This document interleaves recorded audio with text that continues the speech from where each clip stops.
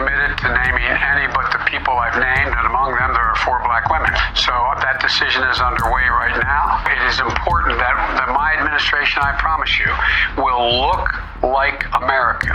Biden literally said Kamala Harris is being chosen because she is a black woman, and then all of a sudden Democrats for the rest after that said that's not why she was chosen, even though Biden literally said that. And then we have this cognitive dissonance as if we're not living in reality. Biden wanted to make sure that there was that there was an opportunity for a black woman to be his vice president. Yes, so why did Democrats move away from that and say no, it wasn't because she was a black woman? My point is that it's not because she's a black woman. But that's what they said. 2024 was the year DEI began dying. It's been a slow death reaching into 2025, with the Trump administration dealing blow after blow to the industry. And much of corporate America has followed their lead, quietly pulling several DEI programs under threat of sanctions from the government. In his first month in office, Donald Trump signed an executive order putting all federal staff that support DEI on paid leave. That order also called for all federal funding to be pulled from all DEI programs and initiatives across the country. While signing the order, President Trump claimed that DEI was discriminatory and immoral, placing blame on the Biden administration for forcing these programs into federal government, which makes sense since eliminating woke culture was one of the main focal points of Trump's presidential campaign. I will also end the government policy of trying to socially engineer race and gender into every aspect of public and private life. So what happened? How did something that was once seen as the future of hiring and government policy get gutted almost overnight? What were the core issues with DEI that ultimately caused it to fail? And were DEI initiatives even necessary to begin with? These questions we will answer in today's video. If you didn't know, DEI stands for Diversity, Equity, and Inclusion, a concept that's supposed to ensure that everyone, regardless of their race, nationality, or identity, feels represented and included. In bringing DEI to corporate America, the goal was to combat discrimination and increase diversity in hiring and education. But the idea wasn't put into practice fully until the infamous George Floyd incident in May of 2020. That horrific event catapulted DEI into the mainstream, becoming the guiding light for nationwide protests and corporate pledges to fight systemic racism. In fact, a lot of the Black Lives Matter movement was based on introducing DEI principles in the government, corporate, and public sector of the USA. Over time, the DEI movement expanded beyond racial diversity to include gender and LGBTQ+ identity, forcing companies and government agencies to introduce new diversity hiring goals to increase minority representation and make massive donations to racial justice organizations. But the biggest shock in this whole race to uphold DEI principles had to have come from the Department of Defense, when they increased their investment into DEI projects in the military from $68 million in the 2022 fiscal year to $86 million in the 2023 fiscal year. Netflix's actions exactly 1 month after the George Floyd incident is another prime example of a high-profile company championing DEI in a state of emergency. In late June of 2020, Netflix announced that they'd be moving about 2% of their cash holdings, which came up to approximately $100 million, into banks and financial institutions servicing Black communities. The intention was to bolster these banks with more capital so that they could offer better and more substantial loans to Black communities. Earlier in the same month, Netflix's CEO, Reed Hastings, also pledged $120 million to support scholarships at historically Black colleges and universities. While many consider these donations to be spur-of-the-moment decisions, the leadership team at Netflix continuously claimed that they intended to fight against racial inequality not through charity, but by making these financial institutions a routine commercial aspect of their business. NASDAQ, one of the largest stock exchanges in the world, where the US's largest technology companies are traded, decided to follow Netflix's lead soon after, but in a drastically more invasive manner. On December 1st of 2020, the stock exchange pushed a new board diversity proposal, creating a new requirement for the boards of the companies listed on their network. The exchange asked major tech companies like Meta, Google, Microsoft, and Apple to include at least one woman and one member from a racial minority, or the LGBTQ plus community on their boards. That said, they did provide some leeway to the companies that couldn't comply with these requirements. Instead of outright delisting them, the exchange would ask these companies to publicly disclose why they couldn't meet this hiring quota. Here's the NASDAQ CEO explaining why this was necessary and how it would improve the investors' decision making. So we focused on disclosure as the foundation for our proposal. So the first thing is we're asking every company to disclose the composition of their board based on self-identifying, each of the board members self-identifying their diversity, and then putting together a standardized table so investors can make and understand it easily and can compare companies across the spectrum of NASDAQ-listed companies at least. And then the second thing is that we establish standards that we are asking companies to meet, which is to have at least one woman and at least one person of either an underrepresented minority or LGBTQ on their board. But if they don't meet that standard, we are not asking them, we're not going to require that they get delisted, but rather that they are required to disclose why they are not meeting the standard. So it's really allowing, again, investors to have a full set of information to make an informed investment decision. But that standard is not subject to delisting. The disclosure standard, though, would be. In her opinion, diversity was something these companies needed to take advantage of to grow in this new age. These new diversity rules were eventually approved by the SEC in August of 2021, but that didn't stop the critics from outright rejecting them. The critics argued that by implementing these rules, the NASDAQ was actually going against merit-based appointments. They also argued that lumping all the races into one generic mold just to satisfy a criteria was actually even more racist. Several conservative think tanks, like this one with an incredibly long name, the National Center for Public Policy Research and Alliance for Fair Board Recruitment, even sued the NASDAQ to block the rule, claiming that it was unconstitutional. Until finally on December 11th of 2024, a US appeals court decided to side against the exchange, preventing them from imposing these diversity rules. This whole mess highlighted several key problems in these one-size-fits-all diversity initiatives, and it's time we talked about them. The concept of diversity, equity, and inclusion is actually quite pure in nature, and one that ideally I personally agree with. It promises equal opportunities, treating people fairly, and creating a more inclusive environment for people from all types of backgrounds. This is Maisha Reynolds. She runs an equity consulting company, and I reached out to her to give us some better insight on this topic. It seems to me that DEI has done more harm than good. And I say that because I feel like we are at an all-time high of, as a nation, division and anger and just so,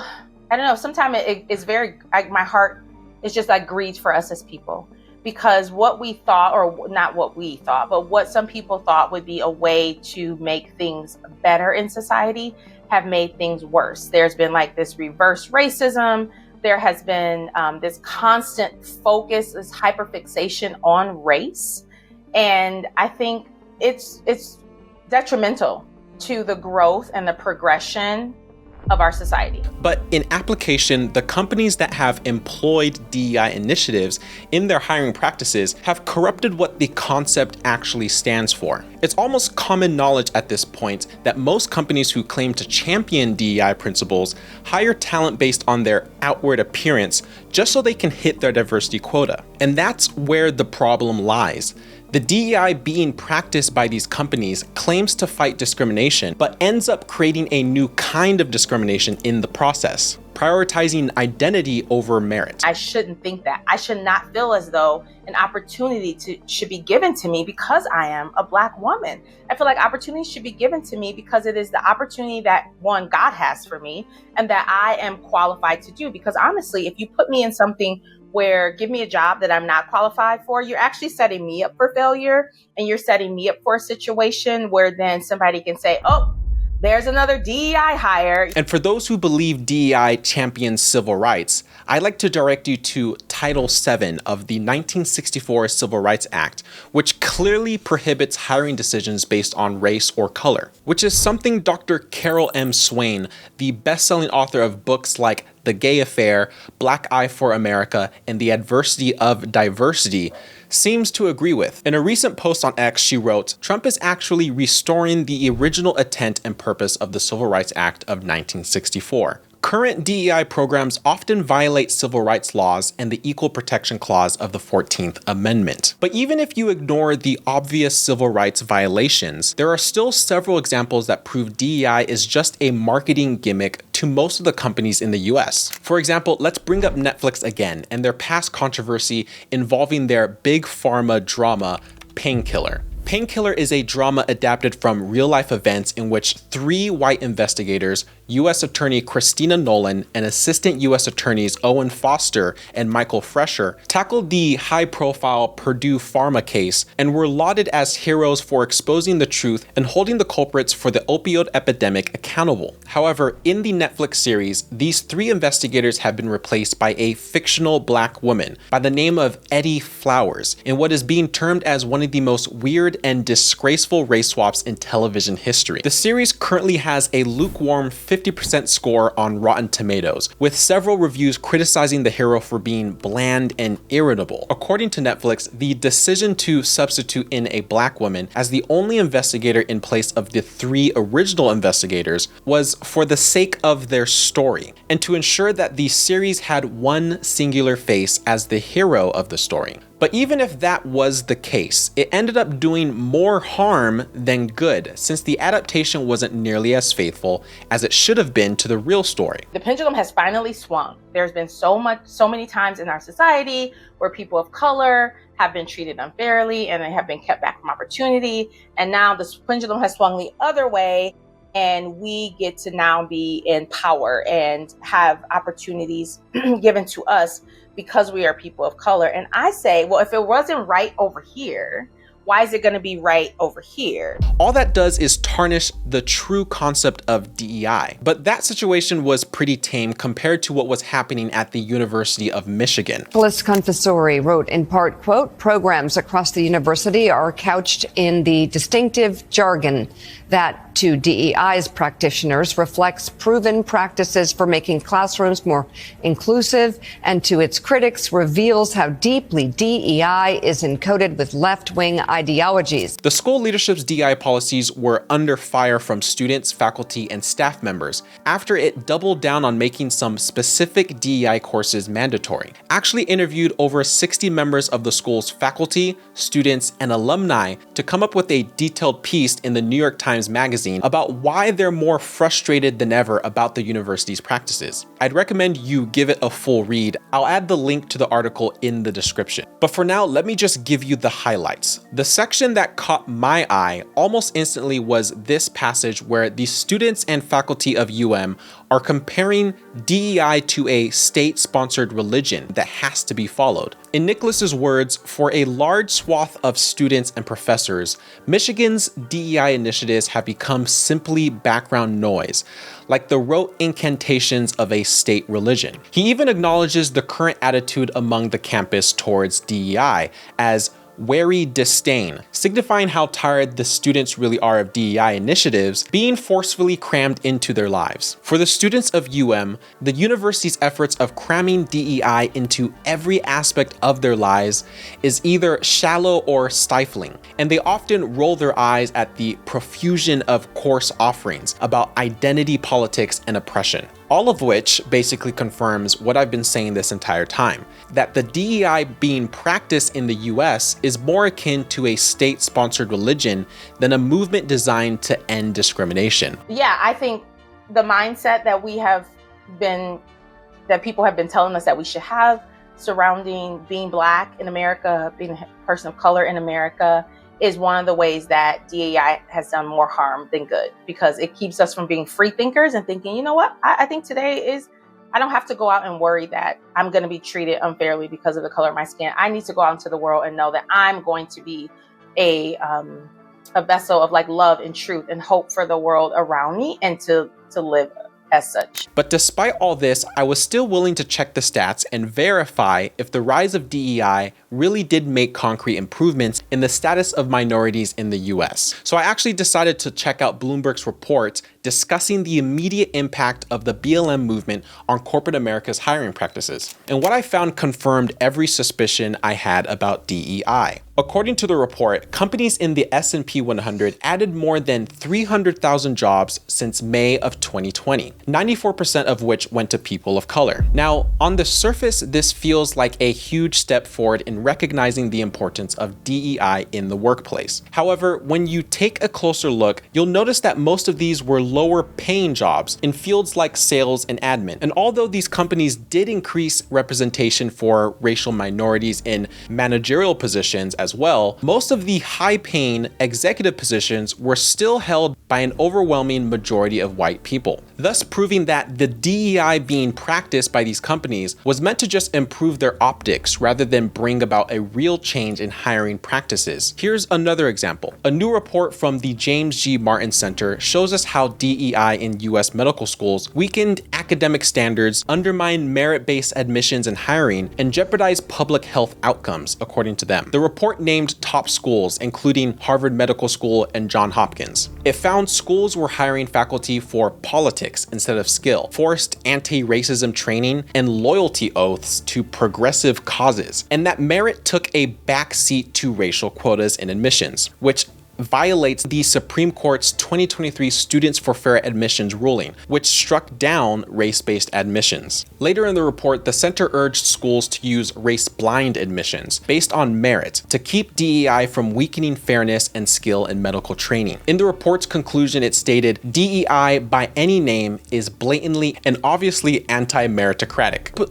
it openly substitutes such characteristics as race and gender for talent and achievement. The concept of diversity, equity, and inclusion fails on two fundamental principles. And no matter how much you might hate the man himself, Trump has called out these companies for their actions, asking them to stop padding their diversity numbers and start prioritizing merit in their hiring practices once again. The days of woke are over. That woman, I have no idea who she is. That woman was out of control. She was shoving federal agents. She was out of control. The days of that crap are over in this country. We're going to have law and order. In fact, the Trump administration as a whole has taken some radical steps to ensure DEI dies a quick death. After being sworn into office, the president signed several executive orders to end DEI mandates, practices, and programs in the military and within the federal government on his inauguration day. These orders have since birthed several supplemental orders as well, including the order to pull federal funds from schools teaching lessons about systemic racism and other DEI topics. Kia Turner with a Fox 5 News alert this morning. President Trump continuing to make good on several campaign promises with a series of executive orders. The latest is an end to the Biden-era mandates for diversity, equity, and inclusion programs within the federal government. All federal DEI staff have been ordered to be placed on paid administrative leave by 5 o'clock tonight. As a direct result of Trump's efforts, the Department of Education has even dissolved its Diversity and Inclusion Council and the Employee Engagement Diversity Equity Inclusion Council, both of which were set up during President Obama's term. In addition to that, they've also withdrawn their Equity Action Plan developed under the Biden administration and canceled over $2.6 million worth of DEI training contracts. According to the department, these changes were made to uphold President Trump's order for the immediate elimination of DEI programs, which he considers to be immoral and dangerous. Over in the military, the newly appointed Director of National Intelligence, Tulsi Gabbard, has managed to identify $20 million in savings for taxpayers by ordering her staff to shut down all DEI programs in accordance with the president's executive orders. She's also ordered all staff to stop attending any and all conferences not central to the department's mission. According to early estimates, this order itself is going to save an additional $3 million of taxpayer money. So there was a DEI office that was immediately shut down, and that alone was a savings of around $20 million.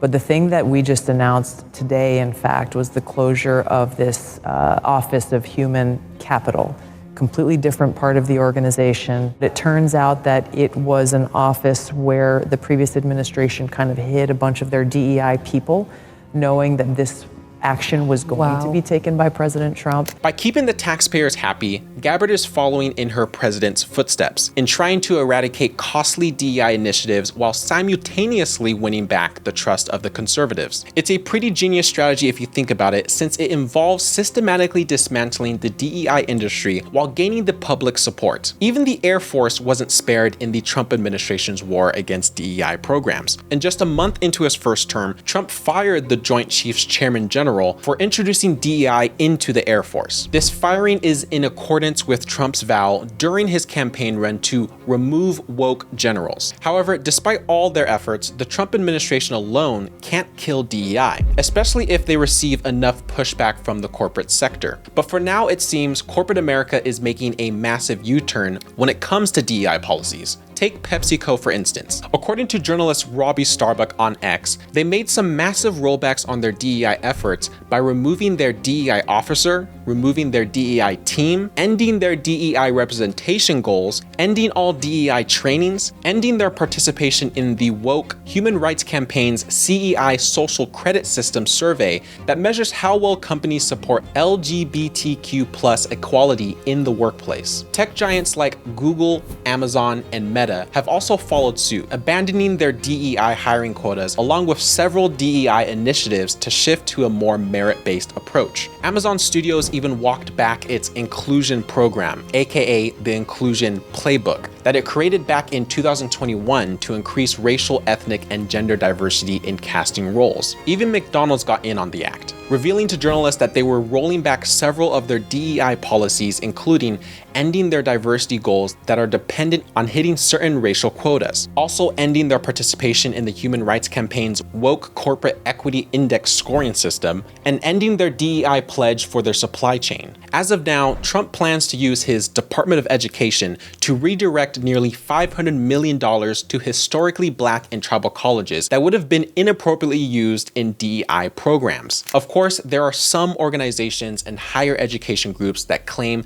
they won't be bullied into abandoning their DEI practices by this new government. Costco's apparently taken the lead in this rebellion against the administration's anti-DEI stance by urging its shareholders in an open letter to continue the grocery store chain's DEI policies, and by voting against the proposal brought forward by the conservative think tank the National Center for Public Policy Research. The board claims that the company's DEI policies are essential in attracting and retaining a diverse workforce. In a snippet from this letter, the board of directors at Costco claimed that, among other things, a diverse group of employees helps bring originality and creativity to our merchandise offerings, promoting the treasure hunt that our customers value. They also believe that many of their members like to see themselves reflected in the people in their warehouses with whom they can interact. According to CNN, Costco is also one of the few companies to have persisted with a chief diversity officer, despite the federal government's repeated attempts to label the appointment as unconstitutional. But the Trump administration doesn't seem to be backing down either. In a letter signed by the attorney generals of 19 states, they urged Costco to abandon their unlawful discrimination practices